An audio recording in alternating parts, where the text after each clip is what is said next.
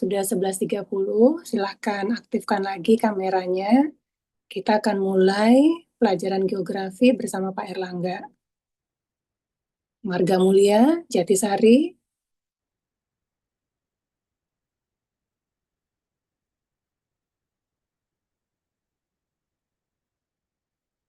SMK Jatisari. Marga Mulia, diaktifin lagi kameranya. Bu, ya Bu. Teman-temannya tolong dipanggil, Nak. Kita udah beri waktu kalian jeda pelajaran cukup lama. Itu Bu, udah dipanggil. Ya. Iya. Terima kasih Bu Novi. Ya, silakan Pak. Hei. Ayo temennya dipanggilin dulu.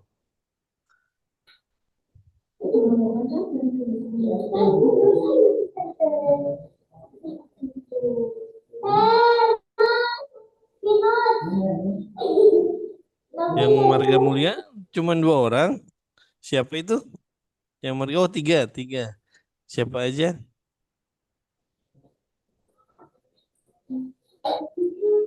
Oh ada di belakang satu lagi ada. Ada Citra, ada Feby, ada Selvi, ada Dita. Laki-lakinya nggak ada. Yang Marga Mulia. Lagi ke WC, Pak, laki-lakinya. Oh oke. Kalau Jatisari tadi rame banyak. Ya, itu kan Pak. Ya suruh masuk dulu yuk.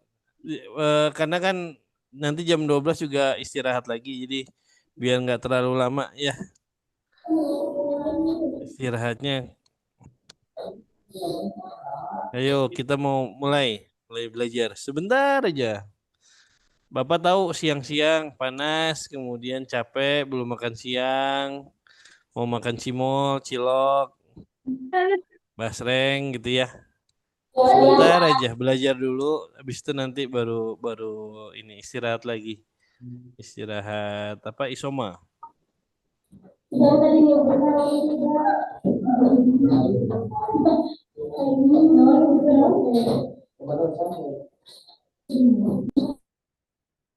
Nah, gitu dong. Terima kasih anak-anak semua.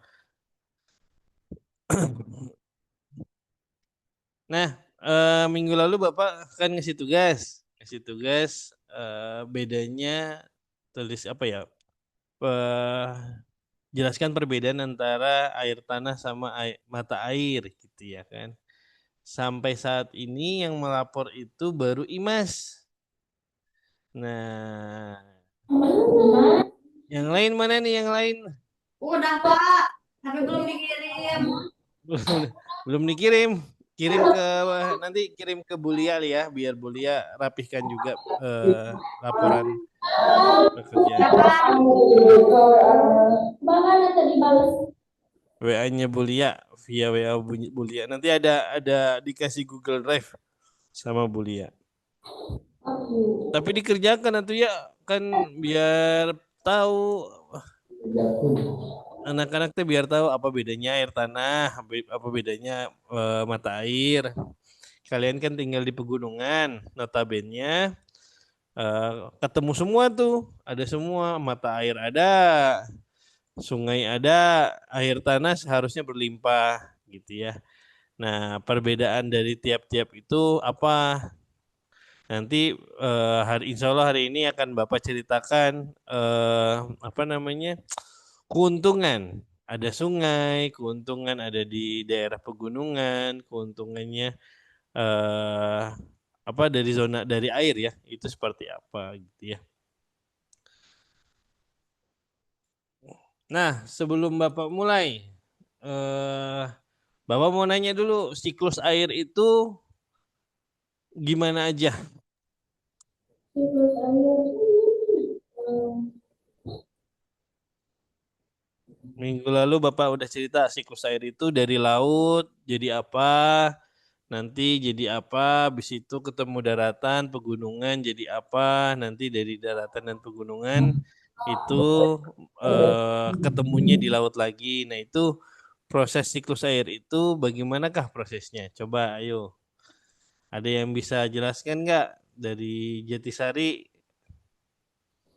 Sanul. Ayo, jangan tunjuk. Belajar tidak menunjuk orang lain, tapi belajar untuk yakin bisa ngejawab sendiri. Enggak, Bapak nggak minta benar, Bapak minta berani. Bapak minta berani menjawab. Ayo, siapa yang berani? Muatan, Pak. Apa? Muatan. Terus respirasi. Terus?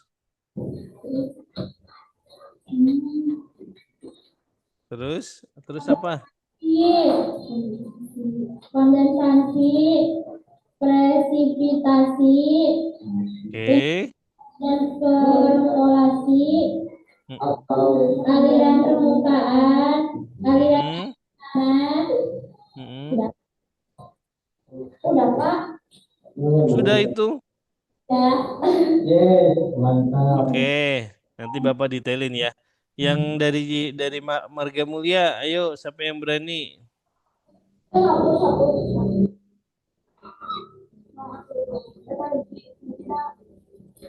Yang Marga Mulia. Marga Mulia teh ada siapa aja nih? Marga Mulia itu ada Feby, Citra, Selvi, Dita, Badru, Dodi. Kaget Badru. Ayo. Siapa? Dari berenam nih, ayo.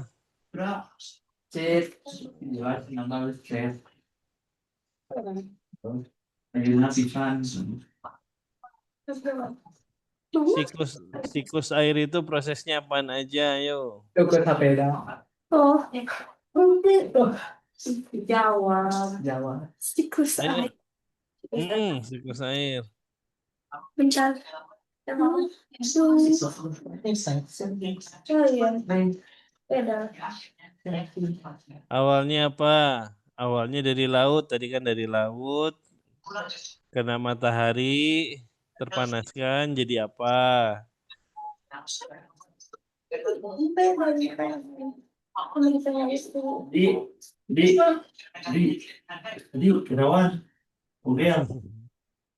Ya udah, Bapak jelasin lagi ya. Jadi kalau siklus air itu kan awalnya tentu dari air permukaan ya, mau di danau, mau di sungai, mau di laut gitu ya.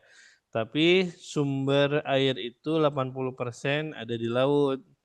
Jadi dari air laut ini itu akan mengalami namanya evaporasi.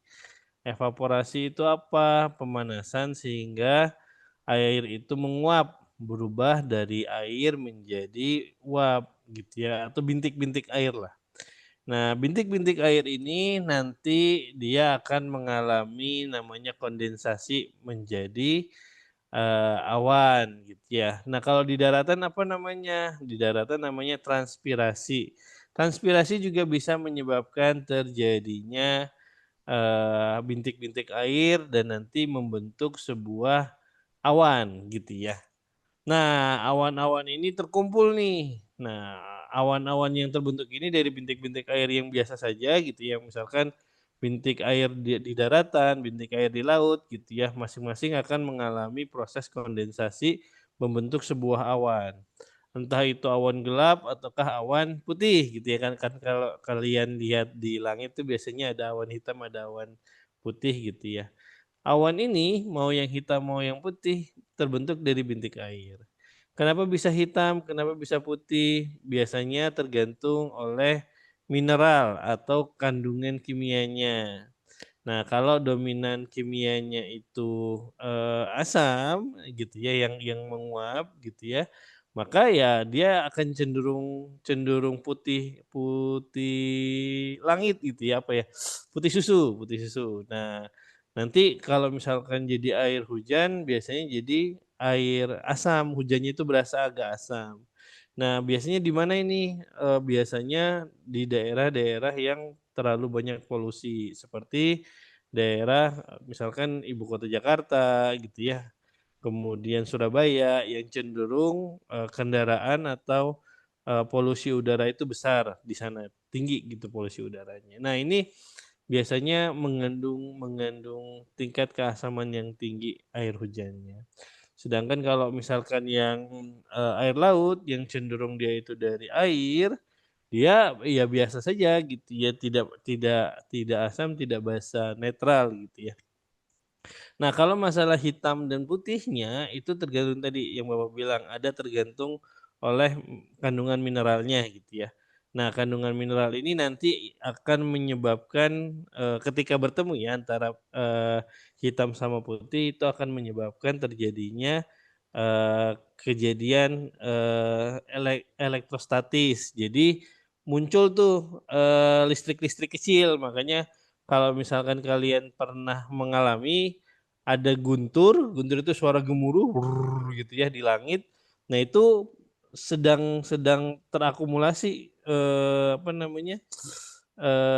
Ion-ion positif sama negatifnya.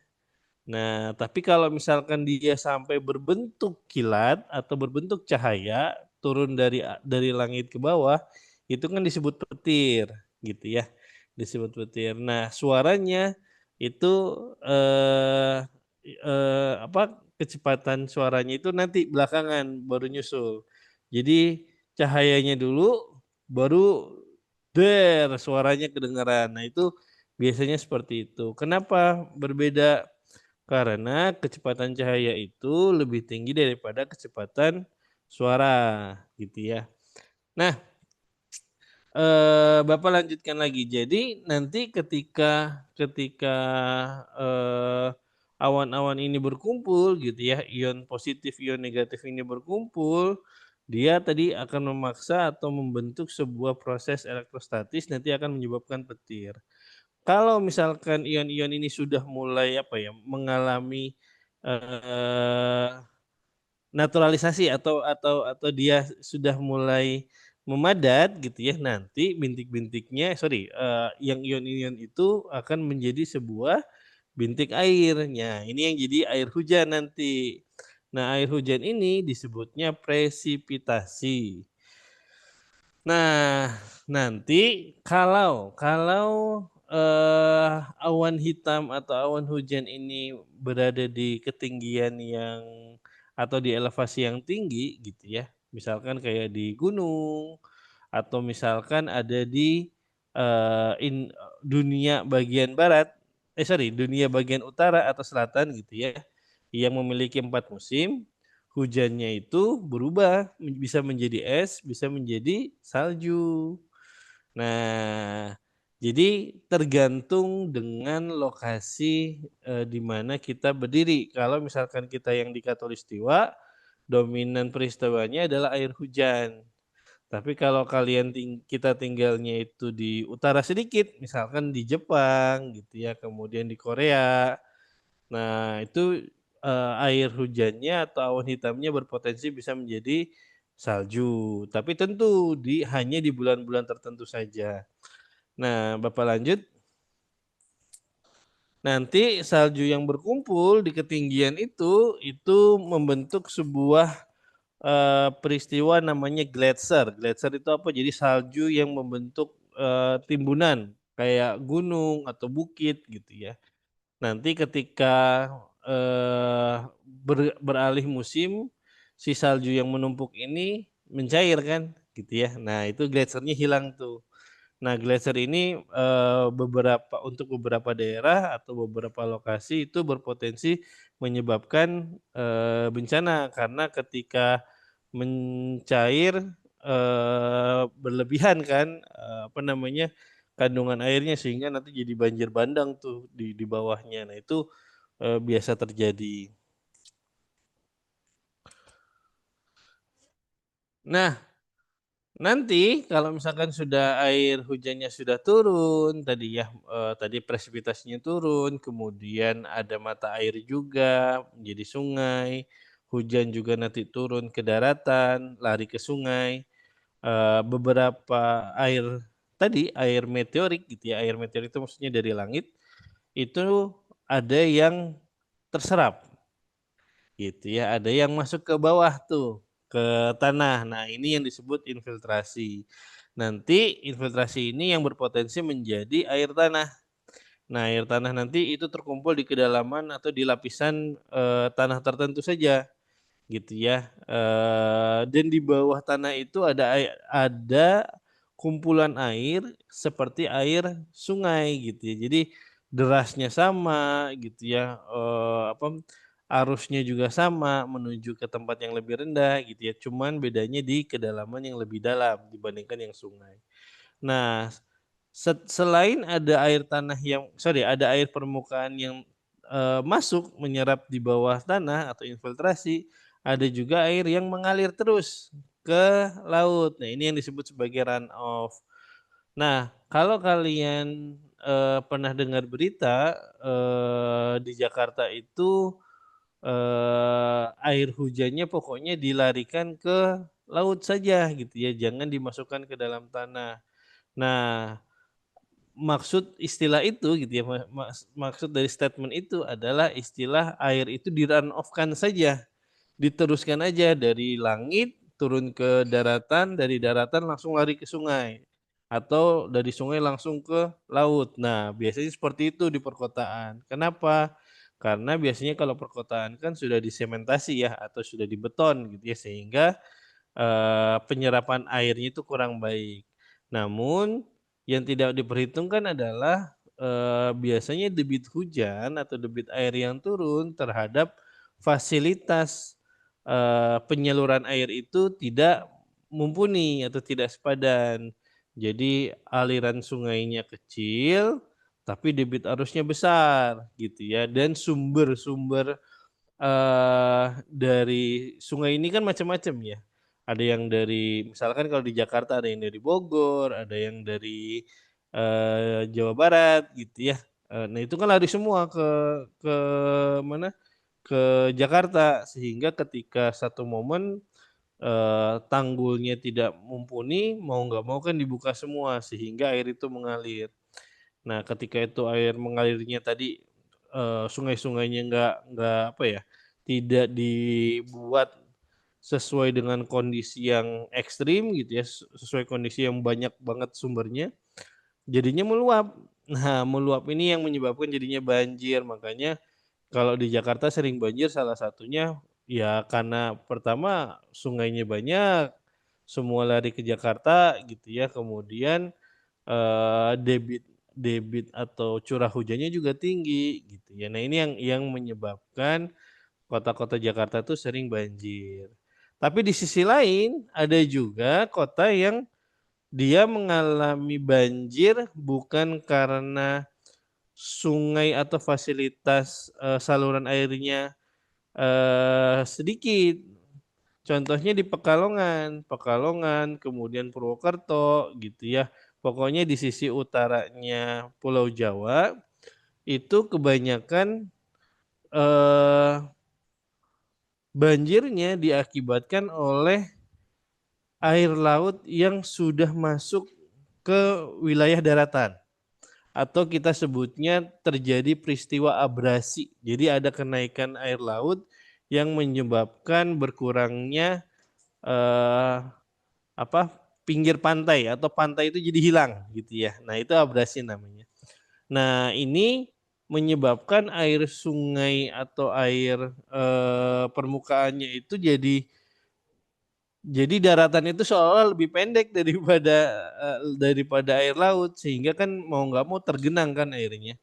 Nah, ketika tergenang itu yang menyebabkan terjadi luapan yang besar di sungainya. Nah, ini juga menyebabkan banjir. Nah, itu terjadi di kebanyakan di wilayah utara Jawa gitu. Dan itu tantangan kita zaman sekarang sebenarnya, bahwa ketinggian muka air laut itu selalu bertambah seiring dengan bertambahnya usia bumi gitu ya.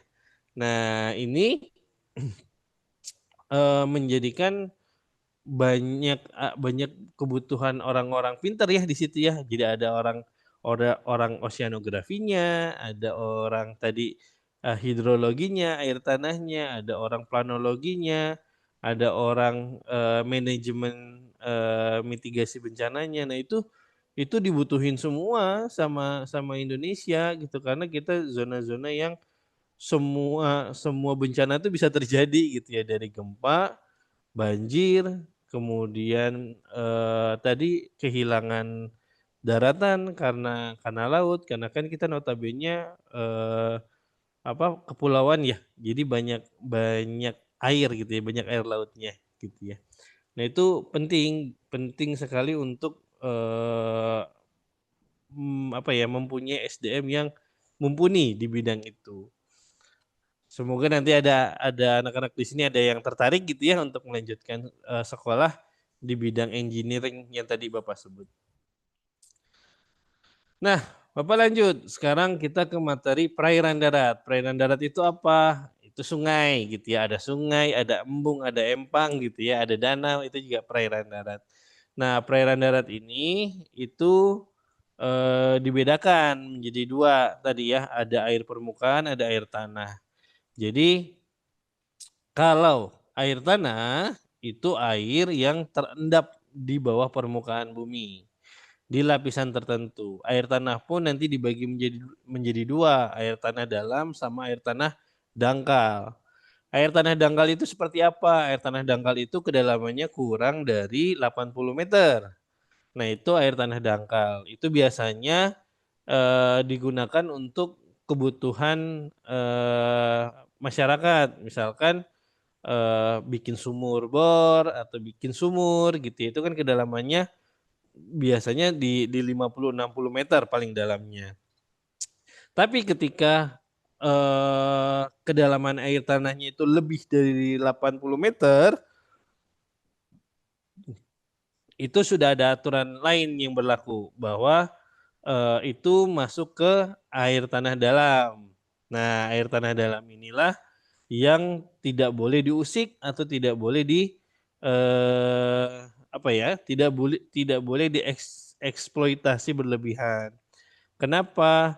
Karena air tanah di dunia itu hanya 3-5% saja. Sedangkan sisanya itu adalah air laut. Jadi air tanah dari sekian banyak air di bumi, air tanahnya itu cuma 3-5%-nya. Sedangkan kalau sisanya adalah ya tadi air permukaan sama air laut gitu ya. Nah, sehingga eksploitasi air tanah berlebih itu akan menyebabkan terjadinya perubahan permukaan, tanah di permukaan bisa turun, bisa ambles, bisa bolong gitu ya. Contohnya gimana? Mungkin kalau kalian pernah dengar pernah nonton film bencana 2012 enggak? Pernah nonton nggak? Kayaknya harusnya pernah ya nonton film-film gitu ya. Jadi ada satu momen di sebuah kota ada lingkaran besar gitu ya. Si kota itu bolong, ambles. Amblesnya kenapa? Karena air tanah yang harusnya tersimpan dengan baik gitu ya, itu disedot berlebihan sehingga dia amblas. Jadinya bolong gitu ya. Bolongnya berbentuk ya lingkaran itu biasanya. Kalau di Klaten ada juga seperti itu gitu, tapi di daerah sawah. Nah, ini penyebabnya berbeda, bukan karena eksploitasi, tapi karena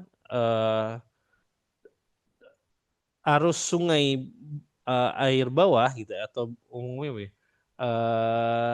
sungai air tanah di bawah permukaan itu memiliki debit dan kecepatan yang berbeda sehingga di permukaan tuh nggak bisa tahan gitu ya, jadinya amblas, hancur gitu ya, permukaannya tuh jadi hancur, jadi kelihatan di bawah ada air tanah yang deras mengalir gitu. Nah itu sering terjadi di daerah Jawa bagian tengah gitu ya, untuk terutama bagian selatannya.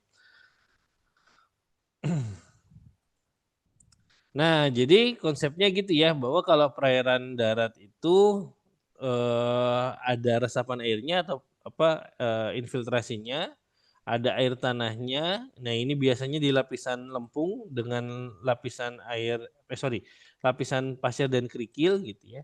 Nah, kemudian tiap air tanah ini itu beda-beda. Air tanah dangkal, ada air tanah dalam. Itu dua sumber yang berbeda.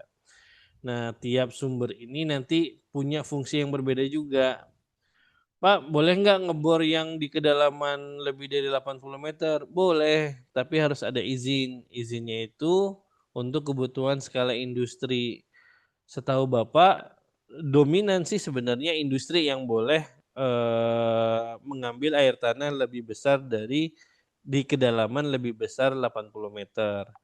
Tapi kemarin pengalaman Bapak ada daerah atau apa namanya Pemda gitu ya yang minta untuk melakukan eksploitasi air tanah di kedalaman 100 meter. Nah, itu diizinkan juga oleh ESDM. ESDM itu energi sumber daya mineral. Itu yang mengatur semua eksploitasi di bumi gitu ya. Pokoknya seluruh di Indonesia kalau mau ngambil tanah, ngambil batu, ngambil air gitu ya untuk kebutuhan komersil itu izinnya harus lewat ESDM. Nah, ini ada Pemda yang minta izin untuk eksploitasi air tanah dalam untuk kebutuhan masyarakat karena masyarakatnya itu di daerah pesisir laut atau pesisir pantai, air tanah atau air bersihnya itu dikit. Jadi mau nggak mau harus mengambil apa namanya? Mengambil air tanah dalam gitu.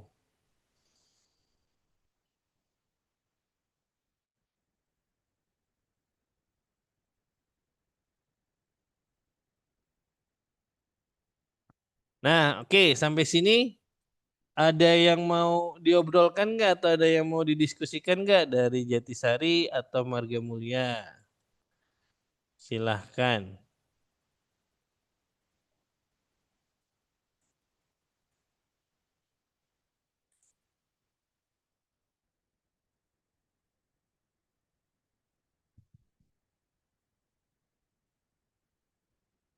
Ayo.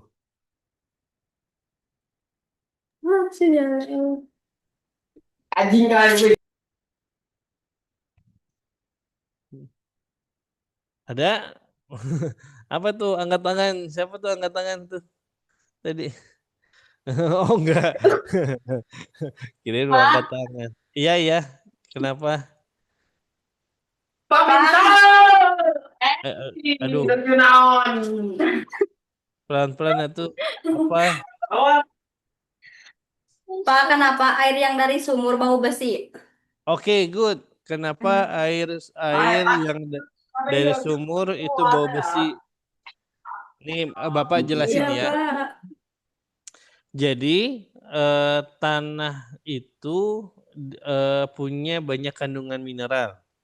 Ada mineral besinya, ada mineral besi kan ada banyak ya. Ada besi, ada aluminium, ada mangan gitu ya, ada eh, eh, apa namanya pirit gitu ya. Pirit itu yang warna kuning kayak emas, tapi bukan emas gitu ya. Nah, jadi kalau kita tinggal di daerah yang notabene itu dekat sawah gitu ya, dekat sawah, ketika sawah itu sering diberikan pupuk gitu ya, kemudian sering diberikan zat kimia, nah kandungan-kandungan zat kimia itu akan terserap sampai sampai air tanah. Nah, jadi ketika air tanahnya itu tercemari oleh zat kimia itu, maka notabene akan tercampur dengan air tanah itu akan tercampur dengan zat kimia dari pemupukan. Nah, itu kalau ulah manusia, itu kalau ulah manusia. Nah, sehingga nanti rasa air sumurnya itu akan mengikuti bagaimana daerah sekitarnya gitu ya, apakah tadi diganggu oleh manusia atau tidak. Jadi misal Bapak cerita sedikit. Kalau di dekat lokasi Bapak itu ada tempat pembuangan sampah. Tempat pembuangan sampah di situ ngumpul semua sampah kan kalau sampah kelamaan bisa keluar air ya. Nah, air ini yang disebut air lindi. Air lindi ini itu air yang paling berbahaya. Kenapa? Dia gampang kebakar, dia kalau kena air tanah itu akan tercemar. Nah, seingat Bapak, penelitian dari teman-teman Bapak kurang lebih 2 kilometer dari 2 kilometer dari tempat sampah itu air sumurnya itu rasanya rasa sampah, rasa bangkai gitu ya, bau gitu ya. Nah, ini karena tercemar gitu ya, karena tercemar sehingga air tanah di daerah itu tidak bisa digunakan gitu ya. Nah, sama juga kalau misalkan tadi kalau air tanah sekitaran area sumurnya itu banyak sawah, ketika pesawahannya itu digunakan dengan pemupukan yaitu zat kimia berlebih akan menyebabkan rasa sumurnya itu menjadi ya rasa kimia gitu ya. Nah, itu karena ulah manusia tentunya. Tapi kalau tidak ada pengaruh dari manusia, misalkan alam realnya, eh, nah si air tanah itu kan terkumpul di banyak batuan, ya. Ada tanah, ada lempung, ada pasir sama kerikil. Tiap lapisan tanah ini mengandung zat kimia atau mengandung mineral tertentu. Entah itu mineral dominannya adalah besi, ada yang mineral dominannya silika.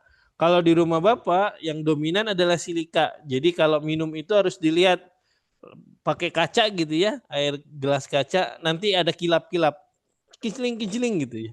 Nah, itu mineral silika, itu juga harus hati-hati karena berlebihan juga berbahaya. Nah, kalau misalkan didominasi oleh Fe atau didominasi rasa besi, berarti air tanah atau air sumurnya itu mengandung mineral besi. Nah, tinggal dilihat, dicek aja apakah di sekitar sumur itu kalau ada pipa gitu ya, misalkan pipa besinya gampang karatan nggak? Nah, kalau gampang karatan berarti benar itu air tanahnya korosif sekali atau mengandung mineral besi yang tinggi. Nah, itu cara ngukurnya gitu. Atau bisa juga pakai kertas lakmus. Pernah dengar nggak? Kertas kimia. Pernah nggak? Ada banyak warna kayak skincare itu loh yang kalian kalau ada warnanya dari hitam sampai putih gitu ya. Nah, kertas lakmus juga gitu, ada dari warna merah sampai warna hijau gitu ya. Nah, jadi kalau terlalu asam menuju ke merah, kalau terlalu basah menuju ke hijau. Nah, itu bisa pakai itu. Bapak juga di sini kalau misalkan mau ngebor gitu ya, ngebor air, ngecek dulu pakai kertas lakmus. Oh, dominan warna hijau misalkan. Kalau warna hijau nggak masalah. Karena cenderung basah gitu ya. Tapi kalau ke merah berarti Bapak harus tambah filter air. Filter airnya apa? Bisa pakai rambut kelapa, sabut kelapa, kemudian kerikil pasir gitu ya. Nah, Bapak harus filter tuh air tanahnya supaya bersih lagi gitu ya dengan tadi sabut kelapa, pasir dan kerikil. Sebenarnya pasir kerikil saja sudah cukup. Pasir dan kerikil saja sudah cukup karena pasir dan kerikil itu akan mengendapkan mineral besi gitu. Semoga dipahami. Tadi yang nanya siapa? Bapak lupa nanya. Citra, Bu. Pak. Citra. Siap Citra. Bagus. Jatisari ada yang tadi Jatisari atau Marga Mulia? Oke. Ini sudah azan belum di sana? Udah. Nah, baik. Kalau misalkan sudah azan silahkan istirahat dulu. Istirahat siang ya. Sholat, makan. Nanti kita ketemu lagi jam berapa? Jam 1 pas. Oke, good. Jam 1 kita ketemu, nanti kita ngobrol lagi masalah air di darat. Oke, baik. Silakan anak-anak istirahat dulu. Bu Novi izin untuk off cam dan materi nanti kita lanjutkan jam 1. Silakan anak-anak semua. Mana mau dulu? Mana? Oh, biasa di Palembang juga. Nah,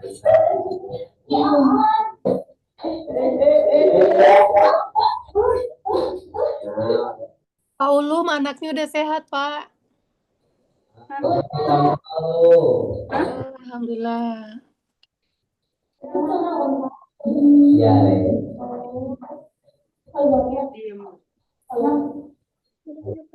Buat izin live dulu ya, PC-nya dulu. Bu Novi, anak-anak saya off-kan dulu untuk salat Iya. zuhur dan makan siang. Iya, Pak. Terima kasih Bu Novi. Sama-sama.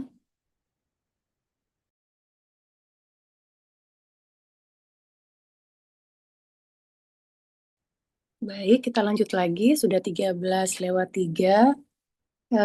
Baru Jatisari yang bergabung, Pak Erlangga.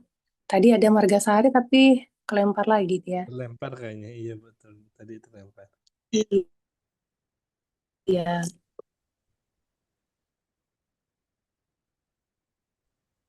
Baik Bu, ini langsung mulai saja Bu atau nunggu Margasari dulu?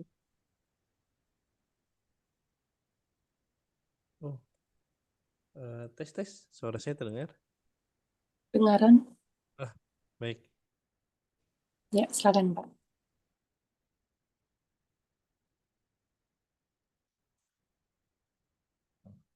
Baik, terima kasih. Bismillahirrahmanirrahim. Assalamualaikum warahmatullahi wabarakatuh. Anak-anak sekalian di Jatisari. Sama marga, kok saya lupa marga atau Margasari juga. Nah, sudah kenyang, ngantuk, yang di belakang selonjoran, yang di belakang selonjoran. Mana laki-lakinya? Ada kemana ini? Kok cuma satu? Dua lagi kemana? Dua lagi? Satu muncul lagi. Satu lagi mana nih? Yang pakai hoodie coklat. Oh, enggak, yang hoodie coklat udah.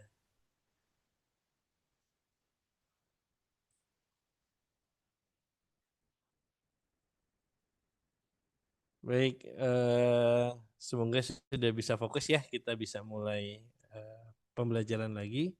Kita masuk ke materi tadi yang Bapak jelaskan bahwa kita masuk ke perairan darat. Bapak lanjutkan. Jadi ini nama-nama sumur lah gitu ya, nama-nama sumur yang biasanya istilah yang sering digunakan ketika melakukan pengeboran gitu ya. Apakah air tanah dalam, air tanah dangkal, istilah ilmiahnya apa gitu ya.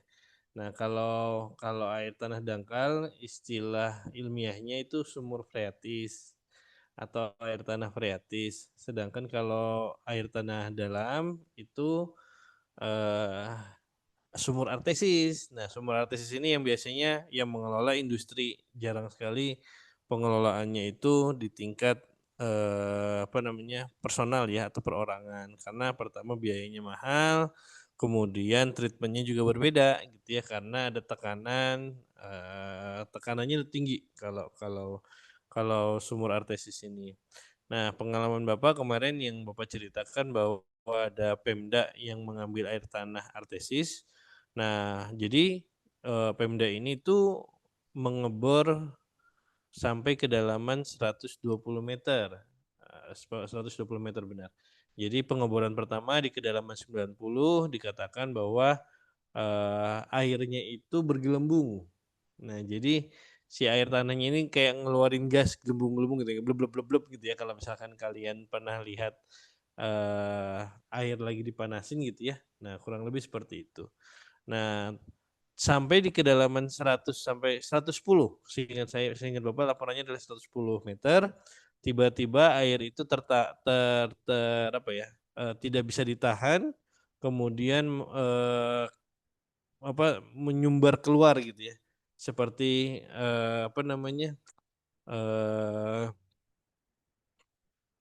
air pancur.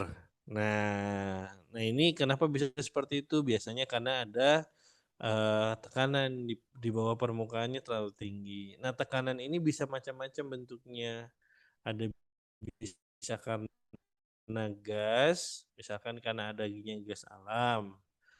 Jadi kalau ada gas alam itu biasanya pertama airnya itu bau.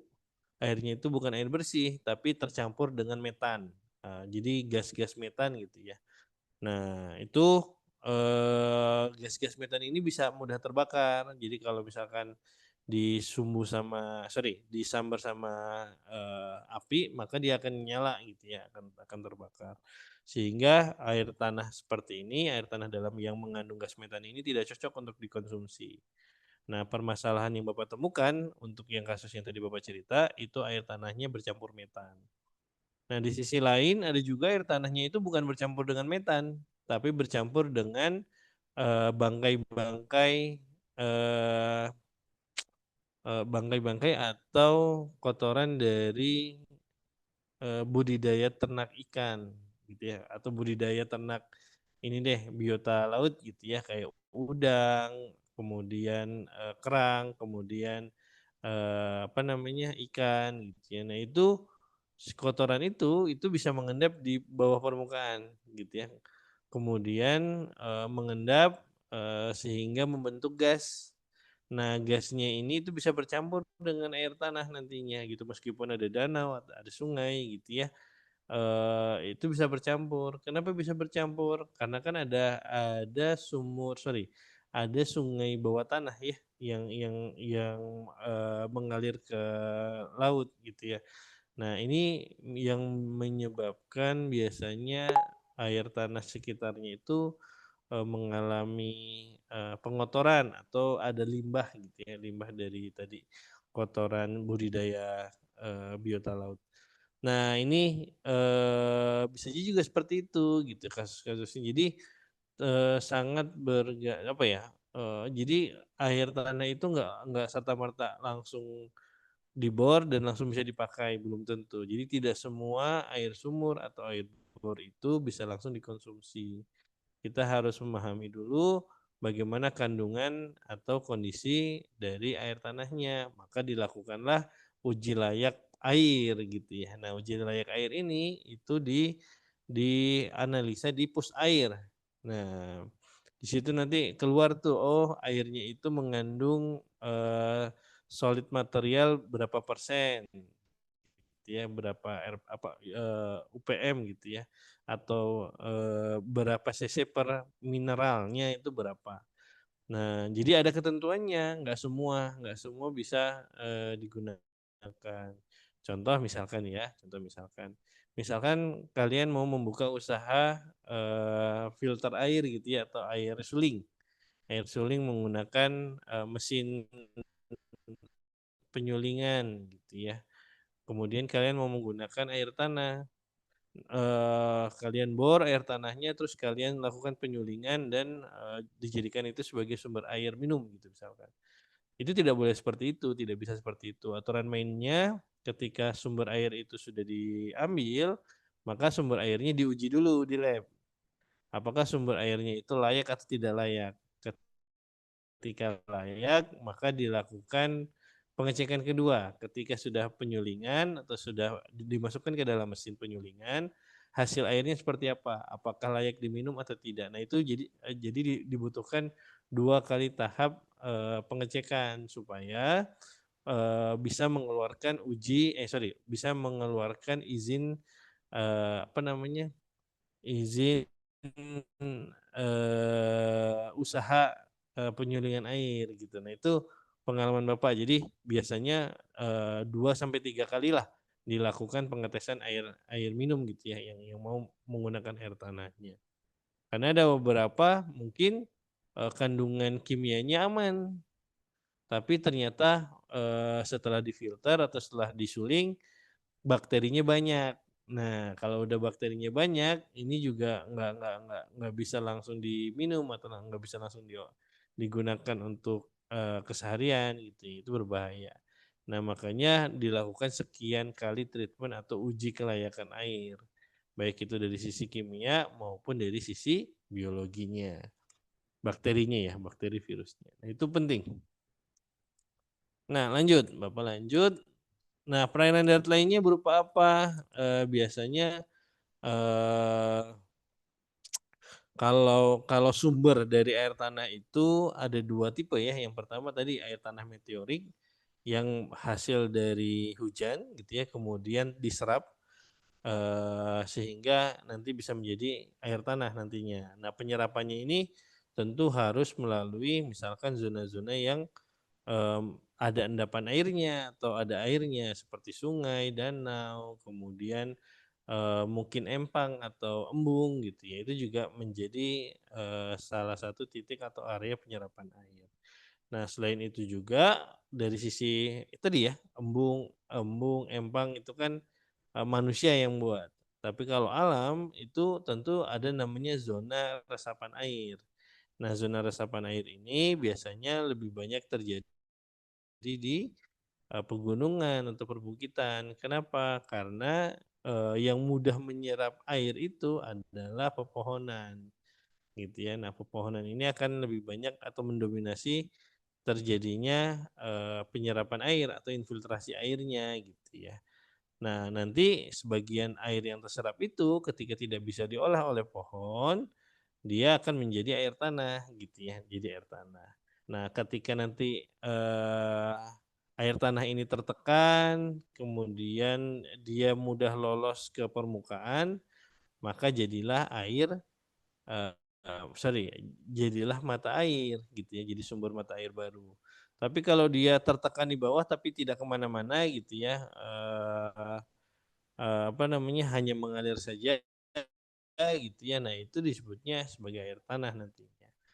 Nah, selanjutnya ada namanya air tanah tubir atau air tanah yang tersimpan memang di dalam perut bumi. Contohnya gimana? Contohnya yang tadi Bapak bilang bahwa bumi itu terbentuk dari sekian banyak kejadian.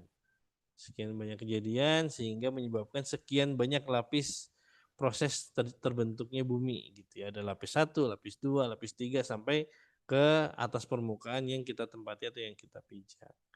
Nah, di kedalaman tertentu gitu ya, di zaman dulu itu zaman es. Zaman es kemudian dia bertransformasi atau apa ya, mengalami perbaikan zaman sehingga esnya itu mencair. Ketika es mencair, maka dia akan menjadi air gitu ya. Entah sungai, entah laut dan lain sebagainya. Nah, somehow sumur atau eh, apa namanya zaman es itu ya, lapisan es itu tuh tertutup sama tanah. Nah, ketika dia tertutup tanah, konten airnya akan tinggi di daerah itu. Gitu ya. Nah, ini yang disebut sebagai air tanah tubir. Nah, oke.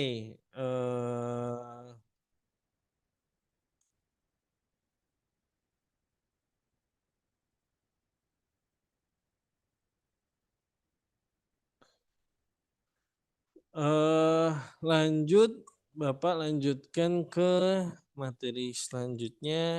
Nah, selanjutnya ada air tanah yang karena juvenil. Juvenil itu biasanya akibat dari ini aktivitas gunung api. Maksudnya gimana? Kalau misalkan kalian di Garut atau di Tasik itu kan banyak gunung api ya, ada Tampomas, ada Papandayan gitu ya. Nah, biasanya di daerah-daerah itu tuh muncul eh, manifestasi atau eh, kita sebut istilahnya adalah eh, zona alterasi gitu ya, zona alterasi. Jadi di situ tuh nanti ada muncul air panas, ada muncul namanya fumarol atau lumpur lumpur panas gitu ya. Nah, atau misalkan hanya berupa gas aja gitu ya, misalkan seperti seperti di Papandayan tuh cuman gas tapi sekitarnya tuh batunya jadi kuning gitu ya. Nah, gas sulfur namanya. Nah, daerah-daerah ini itu menghasilkan tadi manifestasi atau kemunculan alterasi tadi diakibatkan oleh bawah permukaannya tuh batuannya panas. Nah, karena bawah permukaan batunya panas, ketika ketemu sama air meteorik gitu ya yang mengalami presipitasi atau yang mengalami infiltrasi ketemu sama batu panas kan nguap gitu ya. Dia nguap, temperaturnya dia tinggi dan kemudian menguap. Nah, ketika dia nguap kan menghasilkan temperatur dan tekanan tinggi. Kalau di bawah permukaannya sudah tinggi banget gitu ya, kemudian tadi ketemu air dengan temperatur dan tekanan yang tinggi, nggak mungkin lari ke bawah. Jadinya lari ke atas, jadinya lari ke permukaan. Nah, ketika muncul ke permukaan, maka disebut sebagai tadi zona alterasi. Oh, ada mata air panas, ada fumarol, ada misalkan zona apa namanya gas saja. Nah, itu sering terjadi di gunung-gunung api atau sekitar gunung-gunung api. Nah, eh, selanjutnya ada namanya air tanah fosil, nah atau air air konat gitu, air tanah konat. Nah, biasanya ini itu terjadi di zona gambut atau misalkan zona rawa. Jadi dulu sekian juta tahun yang lalu ada rawa, kemudian tertimbun oleh batuan atau produk erupsi gunung api gitu ya.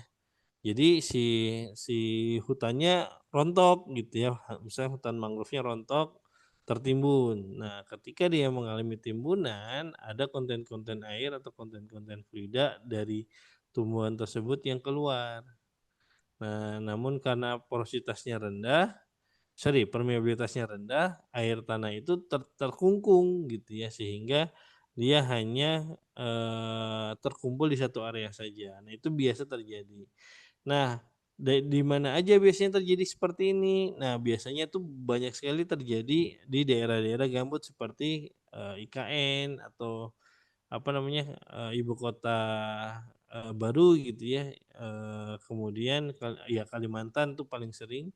Kemudian Sumatera bagian timur gitu ya. Karena kenapa? Karena tadi dia tanahnya itu bekas tanah rawa atau tanah gambut sehingga air itu sudah apa ya, ketika eh, vegetasinya tertimbun, terperangkaplah si air tanah itu di kedalaman tertentu. Nah, ini yang sering terjadi.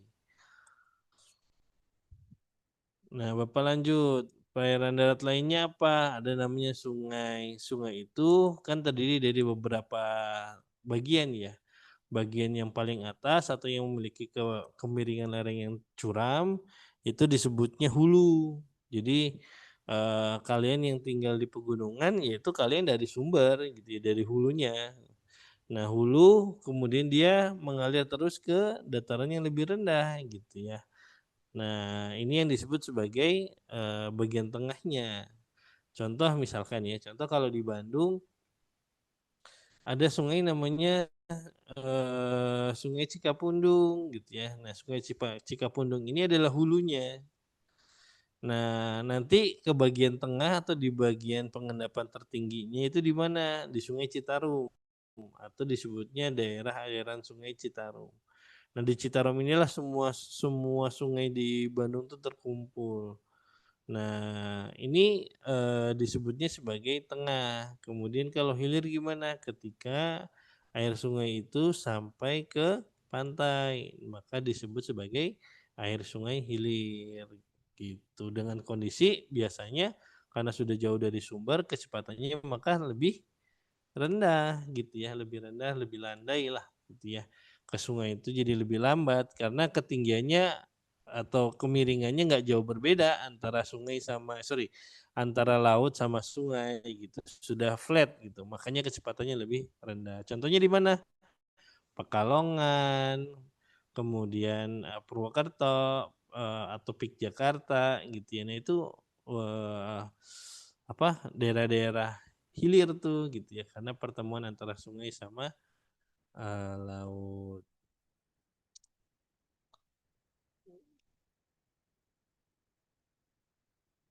Nah, kemudian untuk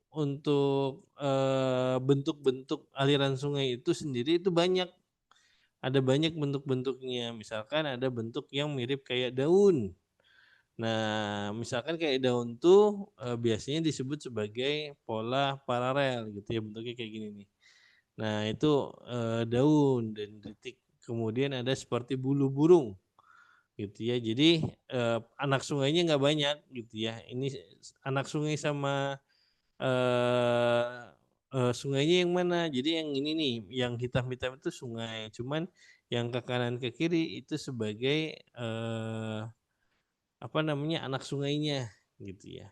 Nah, kemudian ada pola yang melingkar. Nah, pola melingkar ini sering ditemukan di daerah-daerah tinggian atau elevasi tinggi seperti Tangkuban, kemudian Papandayan gitu ya.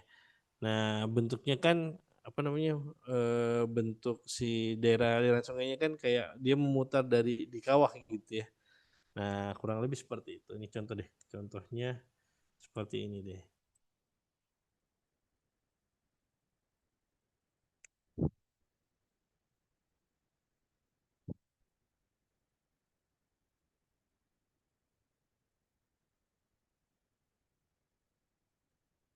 Nah, ini kalau kalian lihat di sini banyak lekukan-lekukan gitu ya. Nah, biasanya lekukan-lekukan ini yang dijadikan sebagai aliran air dari mana? Hulu ke hilir gitu ya. Nah, ini yang Bapak bilang bahwa biasanya di sini itu digunakan sebagai daerah aliran sungai atau daerah resapan sungai gitu. Zona zona reservasi. Karena resapan air semua di situ. Nah, semoga terpahami. Nah, jadi nanti radial bentuknya seperti ini, kalau paralel bentuknya seperti ini, satu. Nah,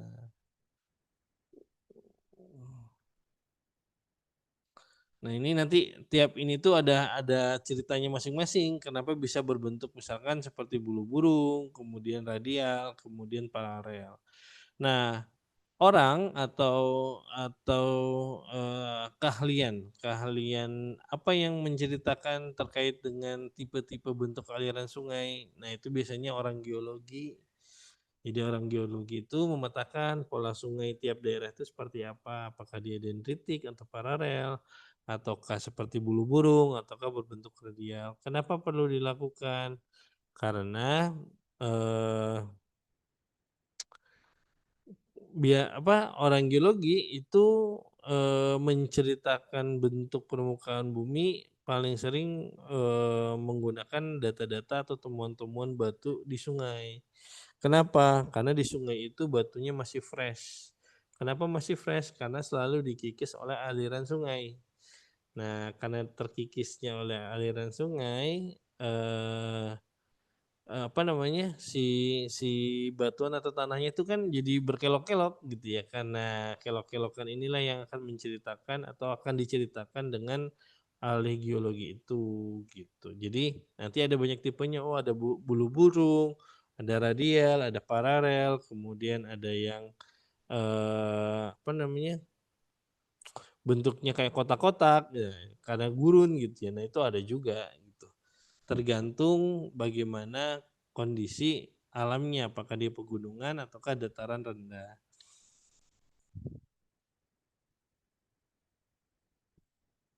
Nah, sekarang jenis-jenis sungai berdasarkan debit airnya. Kalau jenis-jenis sungai berdasarkan debitnya itu dibagi menjadi 3.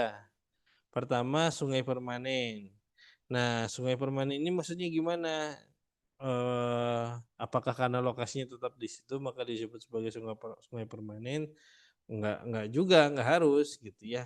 Kalau sungainya nanti berkelok nambah baru jalur baru gitu ya, misalkan nih ya kayak ini nih, kemudian dia awalnya kan berkelok gitu ya kan ke sini, nah sekarang ini lurus aja.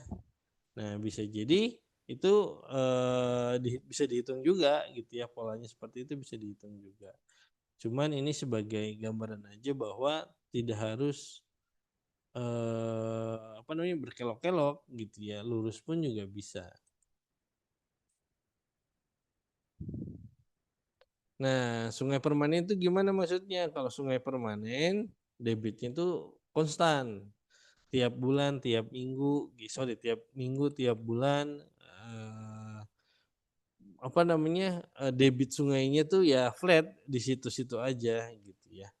Nah, itu disebut sebagai sungai permanen.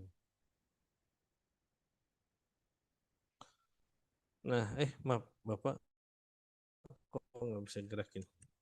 Nah, kalau sungai periodik gimana? Sungai periodik itu biasanya dari hulunya itu debitnya kencang, tiba-tiba di hilir template-nya kecil. Nah, ini untuk yang sungai periodik ini itu biasanya ketika sudah menjauh dari dataran tinggi gitu ya, sehingga debitnya itu cenderung menurun secara volume dan secara kecepatan. Nah, jadi itu sering terjadi gitu ya perubahan ini. Makanya biasanya kalau misalkan kita mau apa namanya berlayar gitu ya, sedangkan kapalnya itu di sungai, biasanya membutuhkan data kenaikan muka air sungai. Untuk apa? Untuk mengetahui kira-kira daerah-daerah mana saja si sungai itu mengalami pasang gitu ya, pasang karena musim gitu ya. Nah, itu dihitung, ada pemantauannya gitu ya. Oh, misalkan pasang pasang purnama gitu ya. Itu ada yang hitung. Oh, di sungai debitnya ketika pasang purnama awalnya 10 misalkan 10 meter kubik per jam gitu ya. Dia tiba-tiba naik sekian ribu meter kubik per jam. Nah, itu sering terjadi, makanya perlu dilakukan pengawasan atau pengamatan kecepatan atau debit sungai gitu. Nah, kemudian Sungai Epemeral. Nah, sungai ini tuh bukan sungai bohongan ya, tapi karena endapan batuannya itu sangat poros gitu ya, atau batuannya itu sangat poros dasarnya, jadi air itu bukannya mengalir, tapi dia malah masuk ke bawah gitu ya. Jadi terlihat baru terisi itu ketika musim sungai. Nah, itu musim hujan. Jadi terlihat sungainya terisi itu ketika musim hujan saja gitu ya. Tapi ketika musim kering ya kering gitu ya. Si sungai itu debit airnya itu rendah gitu. Jadi ini yang disebut sebagai sungai Epemeral. Oke, sampai sini. Kalau ada yang mau ditanyakan atau ada yang mau didiskusikan silahkan dari anak-anak biar nggak cuma Bapak yang ngomong. Kalau bisa kalian juga ngomong dong. Bapak sampai kesel. Silakan.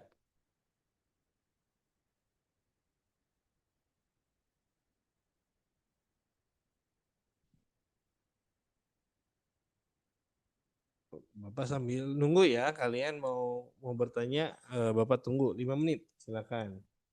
Ada yang mau Anak-anak, oh ini baru masuk lagi Pak. Tadi kelempar Oh, dua-duanya. dua-duanya kelempar Ibu ya? Saya baru merhatiin. Yang nggak lama baru kok Pak. Oh ya Bu, baik. Jadi Nah, anak-anak Jatisari, kalau ada yang mau ditanyakan atau ada yang mau perlu diulang silahkan ya. Nanti biar Bapak ceritakan ulang. Kalian terlempar ya tadi ya. Baru. Sampai mana tadi terlemparnya? Sampai sini. Sampai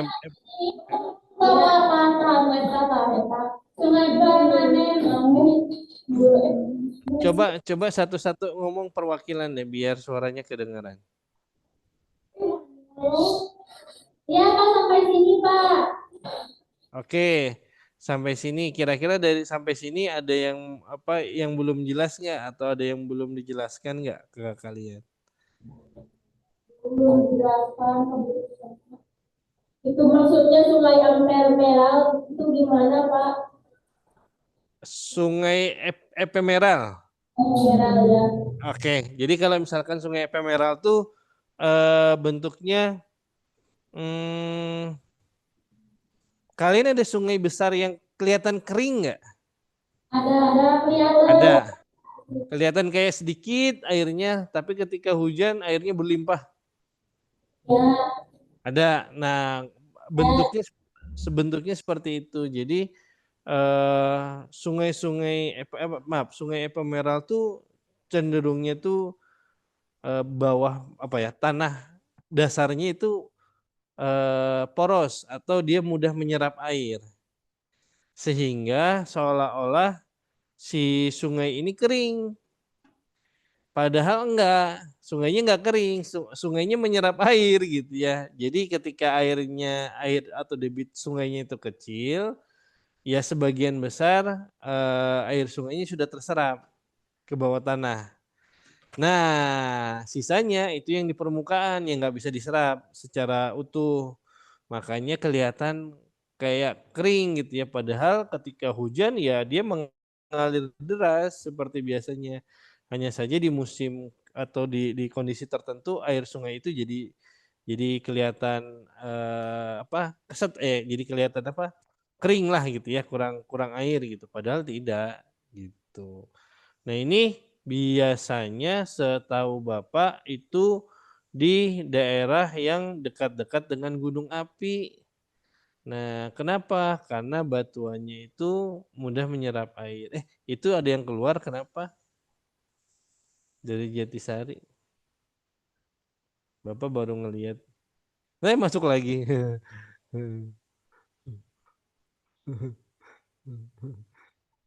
Kan Bapak kelihatan.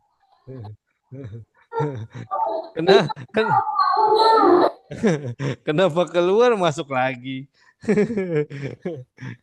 di depan itu lagi TV.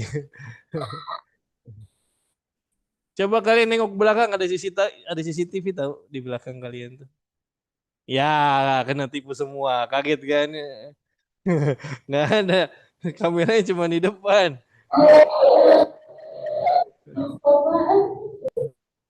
Kameranya cuma di depan. Jadi ketahuan tuh yang ya kan baju merah juga. Siapa tuh baju merah? Udah siap-siap mau pulang. Gak apa-apa sih udah siang memang. Gak apa ya, lanjut lagi ya. Ya, Pak. Nah, Bapak lanjut. Jadi sungai itu bergantung sama sumber airnya juga gitu ya. Jadi kalau sumber air utamanya adalah sumber mata air, maka air sungainya akan continue ada existing gitu ya. Tapi kalau hanya sumber airnya dari hujan, biasanya eh, sungainya itu cenderung kering, kelihatan kering karena tergantung ada hujan atau tidak gitu ya. Nah, kalau gletser di Indonesia nggak ada gletser, tapi secara umum gini, gletser itu konteksnya adalah eh, salju yang mencair, kemudian air salju itu gitu ya, itu mengalir dari tempat tinggi ke tempat yang rendah. Nah, itu yang menyebabkan aliran sungai gitu. Jadi sungainya baru muncul ketika gletsernya mencair. Biasanya di mana? Ada di Norwegia, ada, Jepang ada gitu ya. Tapi kalau yang Bapak tahu atau yang paling sering Bapak lihat adalah di Islandia. Islandia itu di pulau terujung dunia gitu ya. Di mana di situ tuh eh, es ketemu api. Jadi eh, pulaunya itu berdiri di atas magma, tapi di atas magma itu gitu atau di atas pulaunya itu banyak timbunan es. Jadi bayangin aja, es yang panas. Nah, coba kalian gini deh. Kalian pernah nggak ngerasain es teh panas? Es teh panas pernah nggak ngerasain? Jadi bawahnya panas, atas tengahnya biasa, atasnya itu dingin gitu ya. Nah, nah,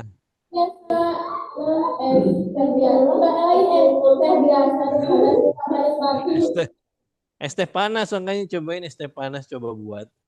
Ya, Pak. Harus coba, Pak. Setuju, Pak. Didik dari panci langsung, Pak. Yang goreng, Pak.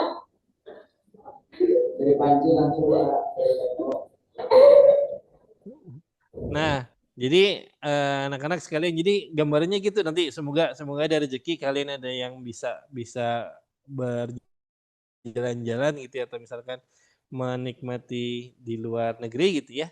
Bapak cuman gambaran bahwa ada sebuah negara yang dia itu tadi bawahnya itu ada magmanya, atasnya batu gitu ya, tapi di atas batu itu ada es gitu ya. Nah, si es ini nggak mencair gitu ya, jarang mencairnya. Ketika mencair itu hanya ketika magma di bawahnya itu keluar ke permukaan. Jadi baru bisa mencair gitu ya. Nah, ini biasanya ya sungai-sungai yang disebut gletser itu ya salah satunya di faktor karena salju yang mencair itu. Nah, kemudian sungai campuran atau perpaduan antara gletser sama hujan. Nah, ini biasanya di mana? Kalau kalian pernah nonton film India gitu ya, eh, ada zona di mana pertemuan antara gurun sama pegunungan Himalaya gitu ya. Jadi gletser atau apa? Salju gitu ya, yang di permukaan dia mengalami pencairan, kemudian ketemu sama air sungai yang dari gurun gitu ya. Nah, itu kombinasi antara sungai hujan dengan sungai dari gletser. Nah, Bapak lanjut. Nah, ini tipe-tipe sungainya nih. Ada terkait dengan sungai konsekuen, ada sungai subsekuen. Maksudnya apa? Jadi kalau misalkan ini ya, maksudnya ini apa? Jadi kalau yang konsekuen itu yang utama. Ini dia utama nih, yang utama. Nah, nanti sungai utama ini ketemu dengan sungai subsekuen. Nah, atau sungai keduanya gitu ya. Nah, kemudian ada sungai subsekuen yang muncul atau terbentuk akibat mata air atau kita sebutnya sungai resekuen. Nah, jadi nanti mereka ketemu ke daerah aliran sungai utama yang K ini. Tapi ada juga yang aneh ketika sungai konsekuen ini gitu ya, itu membuat sebuah aliran sungai baru. Jadi dia mengalir ke tempat yang udah nggak bisa kemana-mana. Nah, ini yang disebut sebagai sungai obsekuen. Nah, jadi ada macam-macamnya sebenarnya jenis sungai itu gitu berdasarkan arah aliran airnya. Nah, kalau klasifikasi aliran sungai gitu ya atau bentuk sungai itu nanti ada beberapa macam. Ada dendritik. Dendritik itu apa nih? Bentuknya kayak apa yo? Kayak daun, ya kan? Bentuknya kayak daun nih. Ini yang Bapak bilang, ini konsekuennya, ini subsekuennya, ini R itu maaf, Bapak lupa. R itu resekuen. Jadi ada sumber mata air baru gitu ya, resekuennya. Tapi ketika di daerah tertentu si konsekuen ini menyebabkan aliran sungai baru. Nah, ini yang jadi obsekuen gitu. Tapi kurang lebih gini deh, ini adalah sungai utama, ini sungai kedua, ini anak-anak sungainya gitu ya. Nah, bentuk kayak gini disebut sebagai dendritik. Bentuk aliran sungai seperti daun disebut dendritik. Nah, kemudian ada juga sungai yang terbentuknya trellis. Jadi di antara dua bukit. Nah, ini bentuknya lurus saja, tapi ada kayak kotak-kotak gitu ya. Nah, ketika diapit sama gunung. Ini di mana contohnya? Contohnya mungkin nggak pure trellis ya. Kalau di Bandung tuh lebih ke dendritik. Tapi karena Bandung itu terhimpit oleh dua pegunungan gitu ya.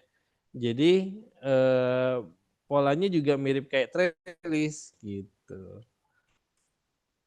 Nah, kemudian ada namanya radial. Radial ini hanya terjadi di pegunungan atau gunung-gunung api gitu ya. Nah, nanti menghasilkan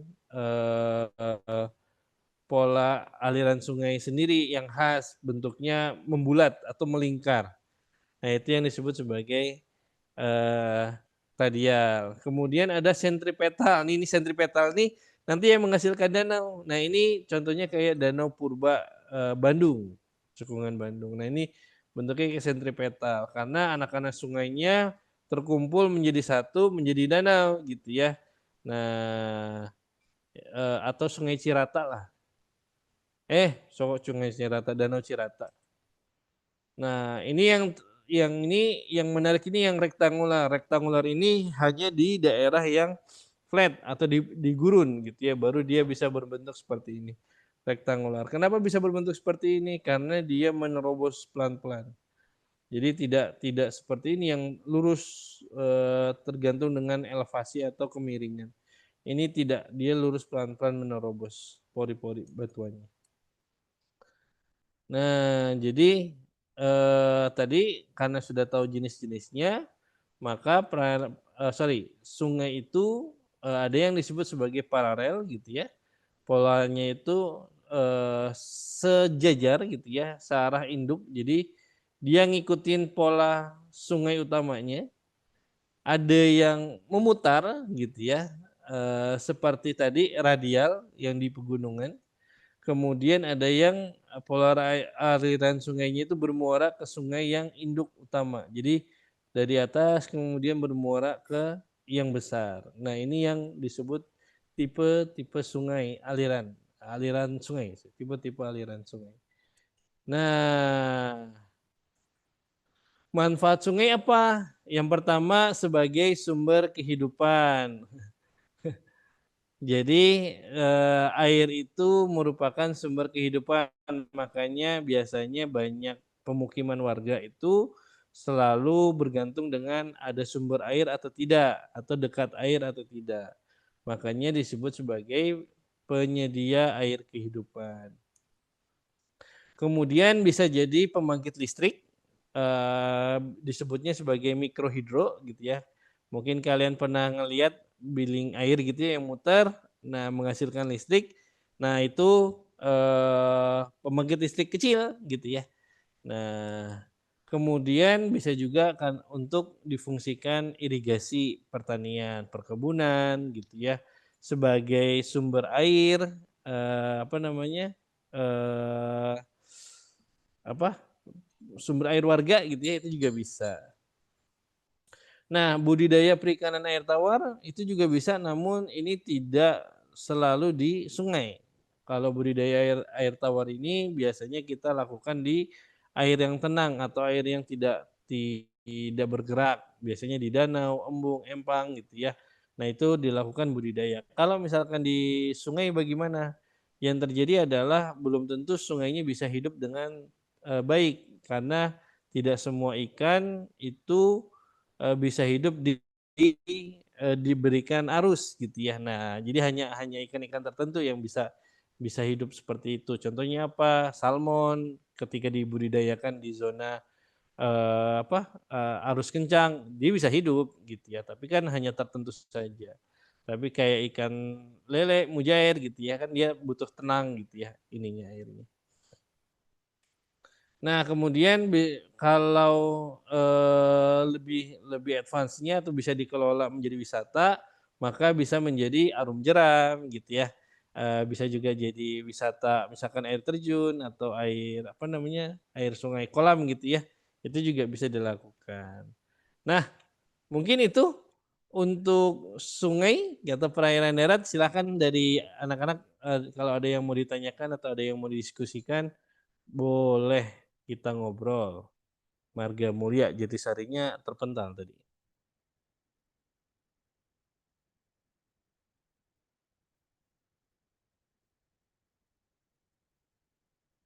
Ada mau ditanyakan nggak, Marga Mulia?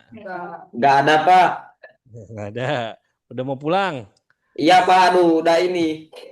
Udah apa? Mau mandi gerah ini. Panas.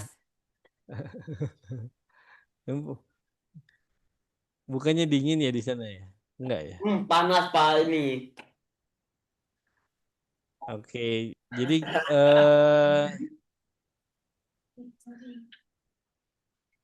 sebentar. Tugas udah dikumpulin semua belum yang dari Marga Mulia? Udah. Udah, Pak. Sudah dikasih ke Bulia? Ya udah. Oke, sudah ya. Baik, kalau gitu ini sudah 1:45. Mungkin kita bisa sudahi pembelajaran hari ini. Kalau kalian nggak ada yang mau ditanyakan gitu ya, minggu depan insya Allah kita ketemu lagi untuk membahas terkait dengan cuaca gitu ya. Atau Iya, Pak. Oke, mungkin seperti itu dari saya. Terima kasih. Sebelum kita akhiri, kita berdoa dulu. Semoga apa yang dipelajari bermanfaat buat kalian. Saya akhiri. Assalamualaikum warahmatullahi wabarakatuh. Selamat siang semuanya. Bu Novi. Waalaikumsalam warahmatullahi wabarakatuh. Makasih Pak Erlangga. Sama-sama Bu Novi. Iya. Marga Mulia, kita berdoa yuk, mudah-mudahan apa yang kalian dapat hari ini ada yang kalian ingat gitu, kalian ingat, kalian pahami gitu ya.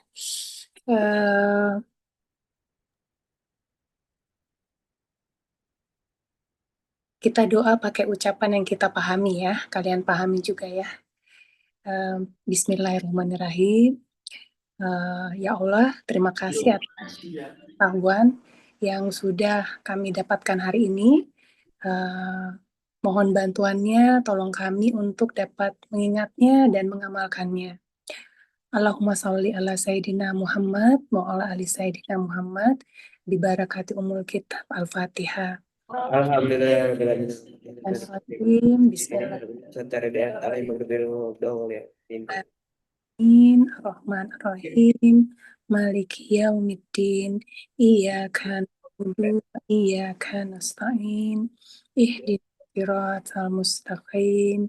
Siratal ladzina an'amta 'alaihim ghairil maghdubi alaihim waladdallin. Amin ya rabbal alamin.